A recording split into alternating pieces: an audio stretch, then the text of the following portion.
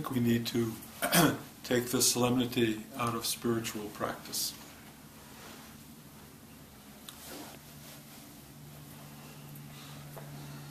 Even though it's probably the most important thing you'll do in your life, being serious and solemn about it can get in the way.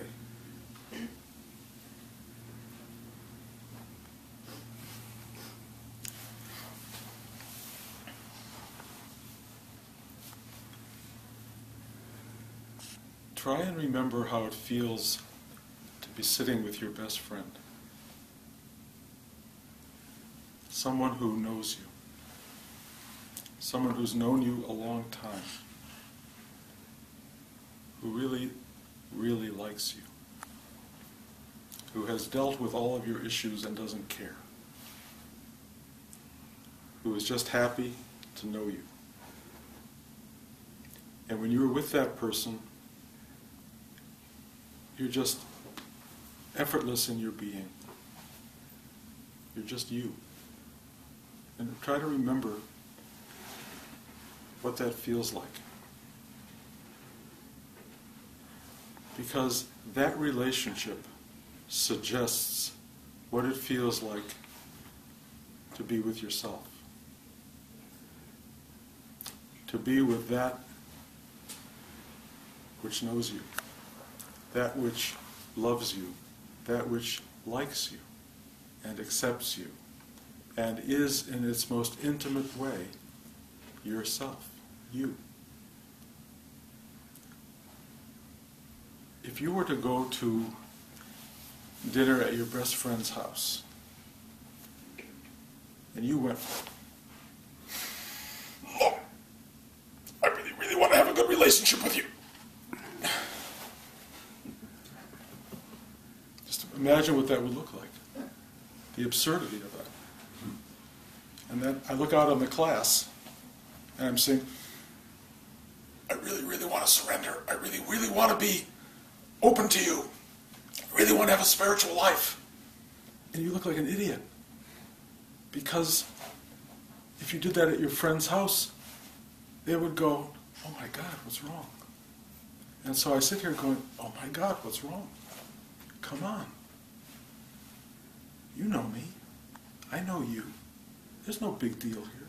Just be. Just sit and be yourself." Which seems absolutely simple and easy until you try to be yourself.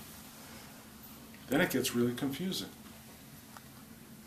If you had to go on stage and someone said, "So now try to be you," what would you do? You'd start to look at yourself in very different ways.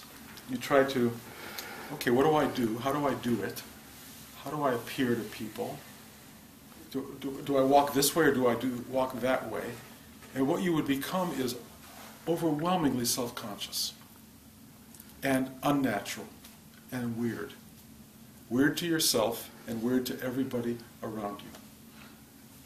And that is how most people live. Weird, unconscious, uncomfortable in themselves, trying to figure out, should I put on this shirt or that shirt? What if I change my hairstyle? All of these things, trying to figure out a way to be you. Why don't you just be you? Just be you as you are. Well, part of the reason is that you have decided somewhere along the way, and with good reason, that people are judging you. They are evaluating you every second. You got fatter, you got thinner, you're grayer, you're in a bad mood today, you're stupid, you're brilliant. Whatever this thing is that's going on, and has been going on since you were a little kid, has become so ingrained in you that you are endlessly self-conscious and uncomfortable. Endlessly fearful that you will not be liked or loved, embraced, accepted, for who you are. So the who you are, somewhere along the line, became who they expect you to be. And the they becomes this, who knows what it is. It's hardly personalized anymore, it's just in general. They. They're not going to love you, and then you're not going to be safe if they don't love you. You're in a danger zone, and you live this life of extraordinary fearfulness, protectedness. And so something tells you, oh, I need to have a spiritual life. I need to find myself. I've got to find out who I am. I've got to find the spiritual being within myself. And so you come to a place like this, and I give you an exercise, which is actually a fairly simple exercise. It's an exercise that's trying to bring you into something called surrender, a place of stillness, where you ask for help to surrender, to let go. What happens when you sit down and you ask for help to let go, if you're lucky, is you just relax. You become yourself. It's like, oh. And if you're with a teacher who loves you, who likes you, who accepts you, who totally gets the insanity that we all live under, and just goes, you're home, you're fine, you're protected, you're safe, then you can really just let go and just be open. So in the perfect class situation, you're sitting here doing nothing. You're just... It can be incredibly casual, easy. Just be you, who you are. But there's a problem in that, because who you are in your mind is the person who was born, lived this life of good and bad things happening, who has all these problems, incomplete elements in their life, all of these dramas. That brings itself to the door of this classroom, and that thing sits here and worries about what are you going to be like when you leave here, and what's going to happen tomorrow, and you'll never know the answer to that until you're there. And there you are, you bring all that to the class, and you say, well, I'm bringing myself here. Really what you're bringing here is all of your shit. All of the history of you that has surrounded and impacted you for your whole life. So when we say surrender, when you come to this class and you ask for help to surrender, all you're asking is to let go of that stuff for a little bit. I say for 10 seconds, like it's a big deal. But it is a big deal. 10 seconds to just... Whew. And so those 10 seconds shouldn't be, oh my God, I got to surrender. It should be, wow. And what you find when you do that is quiet, stillness, ease, happiness or joy, a sense of being very comfortable with yourself, totally non-judgmental. Basically, you don't even feel or remember yourself, because you let that at the door, you leave it behind, and you sit down and you just are this empty stillness. And that's who you are. Everyone in this class, when I work with you, arrives at a point, and I can feel it when it happens, that you just stop fighting me. You stop trying to be a presentation of something. You just go... It's usually after I've held the attention long enough for your mind to just give up the fight. Oh my God, he's looking at me. Oh my God, he's thinking terrible things about me. Or whatever. You start to let go of all of that, and you just relax. At that moment, you are present. You are present, and you are truly yourself. when we talk about awakening, spiritual awakening, everyone has an idea of what that is. And unless it fits into the mind frame of your concept, awakening doesn't happen. Because awakening is so simple that you can't get a concept around it. You can't fit it into your mind. It doesn't fit. Awakening is no mind. That's what awakening is. It's like being with your best friend and not thinking about you, not thinking about anything, just sipping a bit of wine, looking around, being quiet, being easy. That's what you awaken to. You awaken to that. And you know what that's called? It's called yourself. It's yourself with a small s, but it's yourself. It's so intimate, it's so essentially you that you can't believe that it's the absolute self of existence. You can't believe that. This self, this girl who's just sitting in a room with their best friend feeling great, that's yourself? That's the self you've been trying to find in all of your spiritual pursuit for all of these years? That person who's been there the whole time? In your very best and happiest moments? That's yourself? Yes. That's yourself. That is the self of existence. That is the great oneness of you. That's all it is. The minute you separate from that and become, oh my God, what are they thinking about me? That is your ego. That is you forgetting yourself, losing yourself in ego-mindedness, in judgment, in fear, in hopes, in expectations, in drama, past tense history, future horrible, terrible, wonderful things that are going to happen. All of that goes away, and you are just this. You're just this. Wow.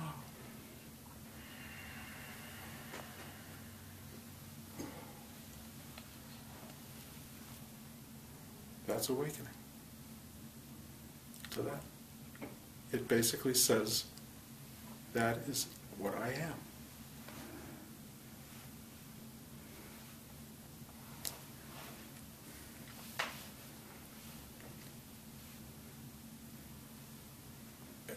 Awakening is called realization. It's called realization because that's all that happens. You go, oh. Only it isn't you who goes, oh.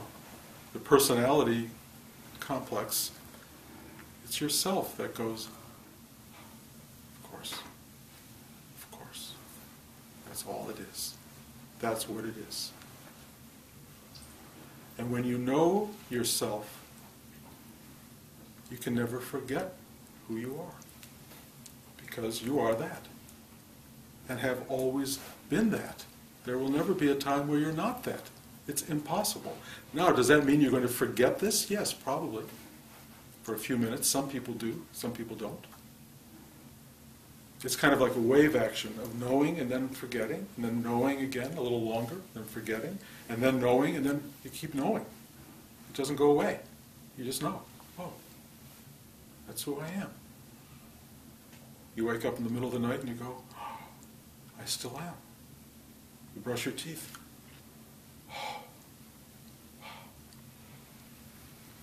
You look at the person lying in bed with you, you go, and you can't love enough. You cannot love enough. That's all you are, is love. You just love. Except when you don't love. And you have to understand that. The self is like the sky. Clouds come in, clouds go away, rain falls, rain doesn't fall, rainbows occur, stuff happens. That's you. You're that. You are that. It's not dramatic. It's not solemn. Can be. It can be. Let me put it this way. If you've been living a life that is completely distracted, in a state of misery and suffering, that you cannot find a way out of, you are feeling like you want to do yourself in, you feel like you want to do somebody else in, I mean, you're in a state of unbelievable friction. and difficulty. And then suddenly, out of nowhere, all that falls away, and there you are. Well, Eckhart Tolle had to sit for 2 years on a park bench to put that into place. It's like, what? What? All that drama, all that stuff, all that shit, and I was this all the time? And you kind of go, or you have the experience, you can call it that I had, which is all of these years of doing this particular practice, this work, this Rudy work, which is let go, let go, let go, surrender, surrender, surrender, and all these pieces fall away and fall away and fall away, and finally there's like one little thread of a tooth holding it in place, and it just goes, and it's gone. Gone. It's not a big deal at all. It's the simplest little thing imaginable. But there you are, free of that crazy person who you thought you were. That person who drives you up the wall on a regular basis. Gone. And it's not gone. I mean, I know when I first started talking about this, I just said it was like a tsunami washed Bruce away. What I've come to understand in the last 6 weeks or so is there was nothing washed away, it was reabsorbed. I was reabsorbed into myself. So it's not like Bruce is gone. Bruce is within himself, which is where I've always been. I just forgot that. I just didn't remember that's where I was or who I was. I was somehow cut off from myself and very fearful of myself. Very fearful of my own mind, my own judgment of myself, all of these things that I thought, if I ever get to meet myself, it would be this godlike Yahweh who just would judge me and condemn me for being this person or that person. And then you discover, no, you are the thing that condemned you. Yahweh loves you. You are that. It has no animosity to you. It totally gets you. It totally gets your craziness. It knows why you've been going through all of this stuff for so long, because that's what happens. We forget. We put on that little patch in the Garden of Eden and we walk out into the world, ashamed of our being. It understands that. Come back. Or recognize that you've never left. Paradise is where you live. The Garden of Eden is here. Look at this. Oh, look at this. Is this not the Garden of Eden? I mean, it's so beautiful. It's so incredibly beautiful. This is where we live. And when you wake up to that, it's extraordinary. Now, some of you are having hard times. Many people are having hard times. This is the current state of affairs. The world right now is challenging. It's difficult. And so this thing comes up in everybody, which is called but. But. I can be totally free and liberated, but I don't have a job, I don't have enough money, I don't have this, I don't have that, if only these things could happen. And so the tensions and the fears of the ego mind reappear, reinforce themselves dramatically, and you walk around thinking of yourself in a state of punishment, a state of fear, a state of anticipation, and you're not happy and content. That makes this hard. It makes it hard. The value of doing this practice is that at least once a day you can sit down, really, and let go of all that drama. For half an hour a day, you can sit down and just go, okay, I have drama here and there will be drama there, but in this moment, there is no drama. In this moment, I am free. That's the great thing about meditation. Until awakening occurs, you have pockets of freedom that you can go to. And those pockets of freedom make it possible to get through the day. When awakening occurs, there's no sense of loss. There's no sense of life as a punishment or disappointment. You know, when Buddha sat under the Bo tree, I don't know how long he was actually sitting there, but he just sat there and sat there and sat there, and then this awakening happened. And he just kept sitting there. And he started talking about it. He just shared it with people because it was so incredible. But, you know, he figured it out. It was realized. When it happens in modern society, you're not under a Bo tree, you go to work at IBM or wherever, and you got to go to work the next day. I'm enlightened, I got to go to work. But the Japanese understood that, and what they said in their Zen koans and their Zen teachings was, before enlightenment, chop wood, carry water. After enlightenment, chop wood, carry water. Nowadays, before enlightenment, IBM. After enlightenment, IBM. Or wherever it is you are. You have to figure that out. If you are in a state of drama and tension and difficulty, you are still in a state of drama, difficulty, and tension, but you're awake to it. And then you will start to see you can live in that space. You can live in that space because, among other things, a glass of water still tastes good. Going for a walk still tastes like a great thing. The day is still real. It's still beautiful. You are still alive. I wake up in the morning now and I cannot tell you. It feels like I am 3 years old. And I just go. I don't even think what's ahead for me in the day. I don't think about it. One of the extraordinary things about this experience, if you want to call it an experience, but it's not, is that there's no future to look at. Past is meaningless. Meaningless. It's gone. Gone. Future is what's for breakfast, if I get that far. Usually it isn't even that. It's just get to the bathroom and pee. That's all the future that's there. It's just at the moment. And it just keeps happening, and you just there, and you keep getting this feeling of, how did I get so lucky? I am. I am. How did that happen? You don't know.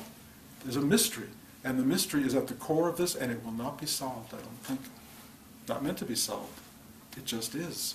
It's what we are. And your life is of limited duration as your personal self.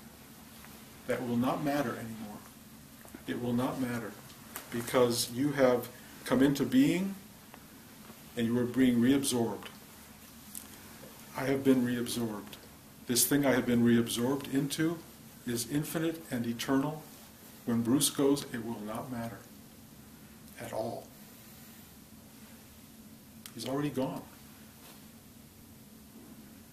So, when you find that space in yourself, you will be free, no matter what's happening in your life, no matter how difficult things are or how wonderful they are. In the end, you just are, and you will always be. The value of coming here and sitting in this room is you have an opportunity to be in a place of great stillness, of great openness, of great surrender. You have an opportunity to sit with yourself. The thing about a teacher who has become realized is they're yourself. That's who they are. That's who you're sitting with. When I went to sit with Eckhart, you know, I was sitting with me. I didn't understand it in those terms, but that's who I was with. I felt so great when he walked in the room. I felt great. Why? Because myself just walked in the room. Now, I look at every one of you as myself. And you're still struggling, I think, to look at me as yourself, but that's who I am. And I love you, and I like you, and I accept you, and I know you, and I care about you, and I'm not in judgment of you. I am here for you, and will always be here for you, even when Bruce isn't here. And that's the glory of awakening. That's the glory of having a teacher. So when you walk into this room, stop this bullshit stuff of, oh, I really want to surrender. Just relax. Just open and be with that which really deeply cares and embraces you as you are. Just sit still. And what will happen is the silence at the core of our being will express itself, and we will be together. We will recognize ourself. We will know who we are, and we will feel this enormous bond. And at some point, this feeling that you get here will establish itself as a permanent condition inside you. You will be reabsorbed in yourself. It'll happen spontaneously by itself. It's kind of like going to sleep, guys. You can't make yourself go to sleep. But when it's ready, it happens. It will happen. You are all here because you want it to happen, which means you've all put yourself in bed. You're all lying down, and it will come. So don't come here and fight to become spiritual or surrender or do anything. Sit back, open gently, be grateful, and let it take place. Any questions? I have two questions. Do you find that when you're in yourself, do you have less of a desire to talk or generate conversation? There's no rule. There's no rule. Sometimes, yes. When you're in yourself, you're in yourself. Who knows what will happen? It's not you doing it. It's doing it. They talk about you're no longer looking through your eyes, you're looking through the eyes of the self, hearing through the ears of the self. The thing that expresses itself is expressing itself. There's nobody doing it. It's just happening. And it's happening through each of you. But each of you is in ownership of that. What's he going to think if I say that? That's the filter through which the self is presenting itself to the world. Get rid of the filter and it will be direct. Absolutely direct. And then you won't know what will come. I never know what's going to happen. Nor do you. But I'm not walking around thinking, oh my God, what will happen if? What I mean is that maybe you're basking so much in that nice feeling of the self that you don't feel like bubbling up to the surface to be sort of cerebral in your personality and speak. That can happen. It's like, before enlightenment, chop wood, carry water. After enlightenment, chop wood, carry water. You don't change all that much. This particular form is this particular form. And the second question was, do you find that it affects your worldly memory? A little bit. Well, it was already going. It definitely... I walked in the house last night. There was a party for my daughter-in-law, a baby shower. And I just come back from London. I had an 11-hour flight. I was really kind of discombobulated. I walk in the house, and my son Josh is holding somebody else's baby. But I looked at him and said, have I missed that much? I thought it was his baby. I couldn't put it together. That's what happens. I had no idea. It made no sense whatsoever. And then it came together. But sometimes it's embarrassing, except I don't get embarrassed anymore. It's like, I forget a lot. It's just fine. I don't need to hold on to most stuff. First of all, I'm gratified to know that my loss of memory may have more to do with enlightenment than getting old. Well, that's not a guarantee, but I'll take that. Okay. I have a very personal question to ask you, and it's not one you have to answer, but I know you will. As you become more realized, have you felt like there's a wider gap between those of us sitting in your class and you? In other words, has there, you know what I'm saying? I mean, has there been, you're up here, and has this gap widened a little bit? We were unable to keep up with you, I guess, as well. My concern. First of all, you don't gradually realize. You just realize. And there's no gap. If anything, it's the exact opposite. I feel more intimately connected to everybody in this room than they can imagine. But I can also see the games that everyone's playing very clearly. I can see when they separate from me, when they separate from themselves, when they dance, when they're not dancing, when they find stillness. It's all very clear. I would love to have everyone in this room just go pop like that. And it's almost going to happen for some time. I can feel it. I'm with certain people, and I can feel they're this far away. Because it's so simple. What's happening, that happens is next to nothing. It's like, oh, that's all it is. But my God, it took me 40 years to get to that 40, 45 years of sitting every day. So, no, I have no judgment whatsoever. I have unbelievable amount of love. Unbelievable. And it just flows, wakes me up in the middle of the night with such power. I lie in bed, and I've had like 4 hours sleep a night for the last week. I woke up last night thinking, oh God, I got to teach today, and I'm completely awake and just loving everything, just loving. It's so beautiful. Now, I'm not saying that's an absolute part of awakening, because sometimes that's not what you feel. Sometimes you don't feel very much at all. A lot of times it becomes second. It's just like every day. And sometimes your old stuff comes up and you go, oh God, how did that happen? But then you realize it's like a cloud appearing in the sky. It's not yours. It was never yours. You just identify with it. But anyway, I don't feel above you. I feel more part of you than ever. I care deeply about your situations, each of you particularly in this moment. I feel what the dramas are that are in one's life, and I know how hard it is to work out of that. The human condition is unbelievably complicated. And the unraveling of that condition is, Rudy said to me, a life's work. Proved to be that. That's a life's work. You can do a Gordian knot and go like that, but I can't do that. I mean, maybe I can, but I haven't.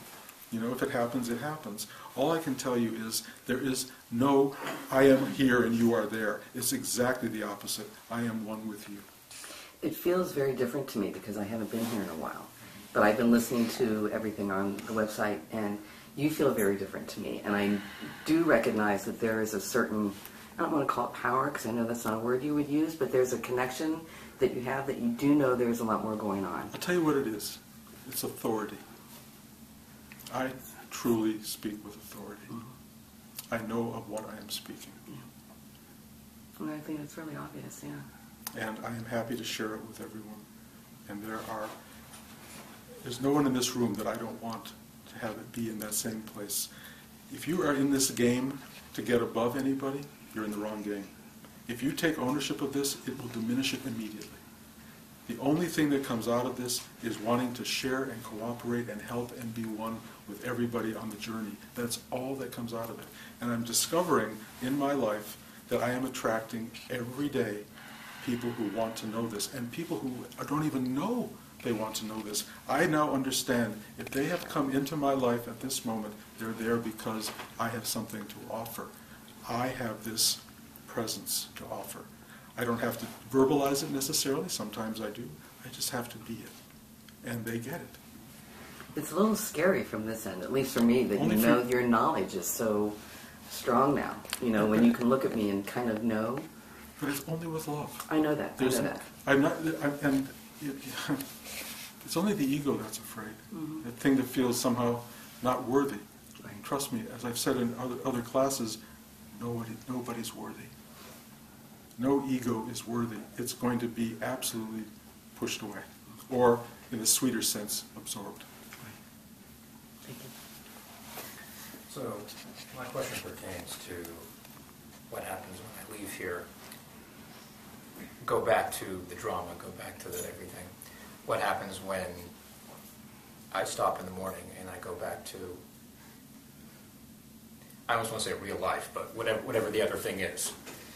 And the difficulty there, and part of it for me about even in this space, trying to get to a place of surrender, get to a place of leaving all of that behind, is that there seems to be an essential battle of wills going on. That there is the will that wants to find this openness, wants to let everything go. But there's sort of a devil's bargain going on because the other part doesn't really want to do it. And because there's the suffering, there's the disappointment, but there's also the hopes, the plans, the wanting to have a happy life in a lay sense, or a physical life, in the typical perhaps sense. And that it's part of the reason I think it's so difficult for me to let go of that, because that will is still very strong and still is almost fighting for its survival. And the other part is perhaps, if there even is two parts, but there's some sort of complicit thing where I'm going to let go, but I'm not going to let fully go because I still kind of want you around. Okay. That's the human condition. Everyone in this room understands what you're saying. They all want to let go, but, what about? You're talking about hopes and ambitions, and you're still young, so yes, there's a lot of that ahead. And then there is, there are people who are afraid to let go of just the awful stuff, because who would they be if they let go of it? If they didn't have a mother who hated them, who would they be? Well, who would you be? What you would be if you let go of the mother who hated you and the career that may yet happen is a much happier person, a much happier being, who doesn't have to deal with that mother and who can still have the life that's ahead. Only you have it from a very different perspective. You have it from a place of wanting to be part of the creative process, be part of the thing that lives, because we love being alive, having a life, being in the universe. That doesn't go away. What goes away is, it's for me. I want it. I want to have this thing so people love me, respect me, honor me, so that I feel safe in the world. There is no safety. And all that stuff can still come. It does come. Even perhaps more so, because you've let go of you. The thing that really gets in the way of getting all the stuff you want is you. One of the reasons I've had what I would call a pretty successful life is because most of where the success comes from is not Bruce. It's the part that has let go of Bruce. The stories arrive from that still place inside me. The movies that I've been happy with in my life have arisen inside from a place that has nothing to do with me at all. And it keeps happening like that. When it's you who has to do it for a particular reason, like you have to do it so that the world honors you and loves you and respects you, you get yourself in big trouble. You really do, and you end up having a life where maybe these things will come out of pure will, but they won't bring you the thing you're looking for, which may be happiness or respect or whatever. You're not going to lose that. You don't lose your life, you get your life. It's no longer the little life, it's the big life. And it becomes big. And you'd be surprised how much the universe wants to deliver to that. You will be amazed at how much it wants to deliver. And no matter what comes, you will be grateful, you will be honored, you will be at peace with. Does that make sense? Because yes. the ego fighting for all this, that's what we do. It's what we're trained to do. It causes suffering, unending suffering. If you get it, you suffer. If you don't get it, you suffer. If you get it, it's taken away, it's horrible. If you don't get it, you should have had it. Why didn't I have it and they had it? And it goes on and on and on. It doesn't end. And then you weave these horribly difficult tales in yourself that create this conniving, sort of, envious, miserable little person. And that's who you become. And that's this awful thing that has to die in the end. And you're so ashamed of it, you can't even present it to the world, That's no good. That's where we live. No. Let that go. Find this other place, life will be much more wonderful, much richer. The creative force that comes through that will be this force that you most want to emerge. And you will be very grateful to be that entity. So, I could go on with the answer to this question for much longer than people want to sit here. So I'm not going to do it, but that is, I think, the fundamental question. What do I do about this ego that wants, and this ego that also wants surrender, spirituality? I can only answer with the final statement. The ego can never have that, ever. What's finally going to happen is there will be no more ego to even ask that question.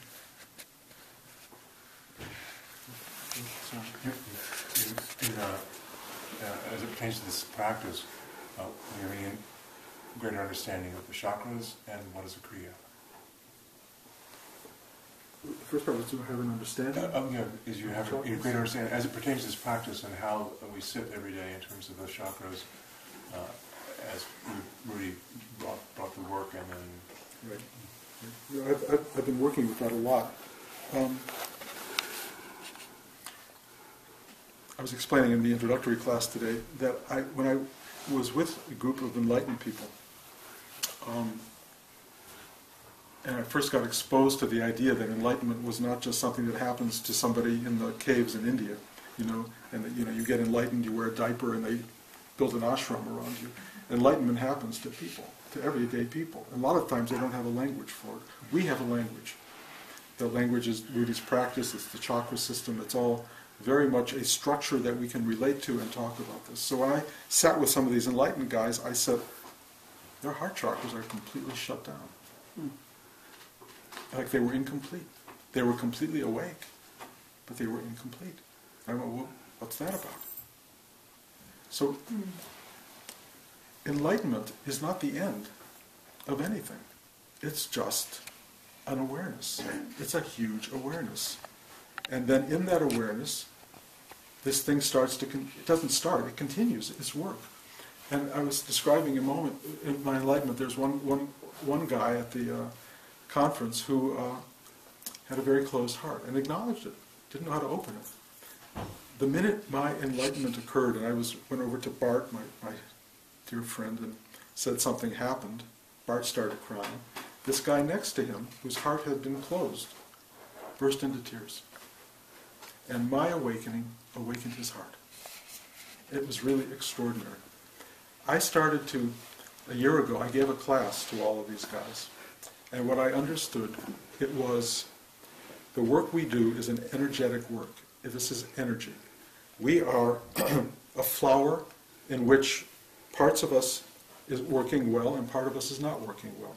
The idea of a chakra system, the idea of this practice is to be able to look at the parts and see what's not open, and to be able to give a kind of wholeness to the core of our being. That's really what we're doing, to integrate all the parts of us into a whole. So when enlightenment takes place, there's this whole presence.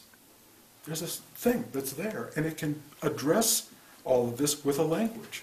The blessing that I've experienced is I can talk about this now with a kind of awareness that I don't have to develop a language for, it's already in place. And that's from Rudy.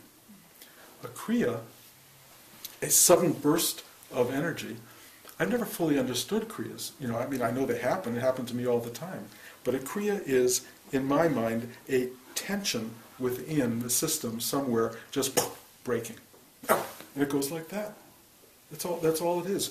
But we are so woven tightly in ourselves as people. And when this energy of the teaching comes through, it enters the system, and it starts to relax things. And I don't know how I do this, but I have an instinct for where the pressure point is, if you will, where that place is that's holding everything in place, the little tiny little thing that's got the whole structure in place. And I just go there and I try these different things. And one of them is I go there and I go, boop. And sometimes you feel this huge release. Or I just massage it, this tiny little thing, and it just goes like that, and I feel the whole flow starting to take place. I don't know how I know it. I have no idea. I don't know very much of anything, to be honest, but it works. It works. And because it works, I sit here and I do it. And I do it because nothing in me wants anything else but to do this. It's like the love is so strong, and it wants to go in and find its way through the chakras, to bring attention to the chakras, allow them to open, allow these difficult, congested places to become liberated, and let this energy really flow. And then when enlightenment takes place, for which I have no control at all, it does its own thing, but when it happens to a system that is ready to absorb it. Does that make sense? Okay. Poor Bo, getting exhausted. We're trying something. I found a computer online that you just plug right into the camera. You plug right into the computer and it downloads it immediately. So maybe we'll start having some videos, not just audio tapes. Are we done? I'll be here for another 2 months at least. And, this is a good opportunity to refresh yourself, to get something. I mean, by getting, it's very funny, because in the end, all you're going to get is the information that you should let go of what you're getting, or the person who's getting. But it's worth hearing. It's worth hearing because something in you is unbelievably hungry for this. Unbelievably hungry, or you wouldn't make the effort to be here. And the consistency of that effort is what ultimately speaks to the soul, if you will, or to the self. And the self goes, this person means business. And it gives it. So, thank you guys for coming. I am always honored and joyful to be with you. And I'll see you whenever you come again.